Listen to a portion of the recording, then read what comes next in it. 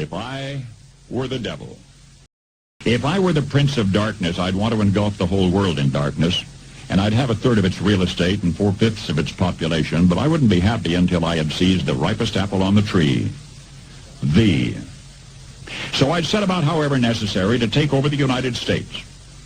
I'd subvert the churches first. I'd begin with a campaign of whispers. With the wisdom of a serpent, I would whisper to you as I whispered to Eve, do as you please.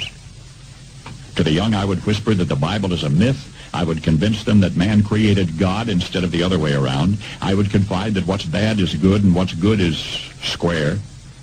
And the old I would teach to pray after me, Our Father, which art in Washington. And then I'd get organized. I'd educate authors in how to make lurid literature exciting so that anything else would appear dull and uninteresting. I'd threaten TV with dirtier movies and vice versa. I'd peddle narcotics to whom I could. I'd sell alcohol to ladies and gentlemen of distinction. I'd tranquilize the rest with pills. If I were the devil, I'd soon have families at war with themselves, churches at war with themselves, and nations at war with themselves, until each in its turn was consumed. And with promises of higher ratings, I'd have mesmerizing media fanning the flames. If I were the devil, I would encourage schools to refine young intellects, but neglect to discipline emotions, just let those run wild. Until before you knew it, you'd have to have drug-sniffing dogs and metal detectors at every schoolhouse door. Within a decade, I'd have prisons overflowing. I'd have judges promoting pornography.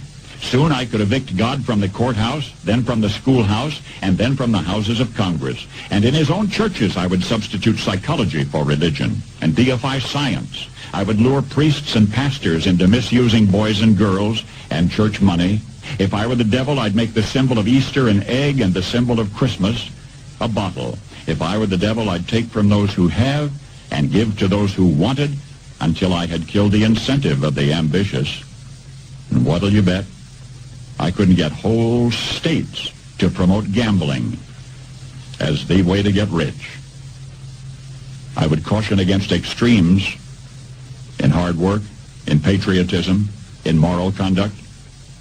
I would convince the young that marriage is old-fashioned, that swinging is more fun, that what you see on TV is the way to be.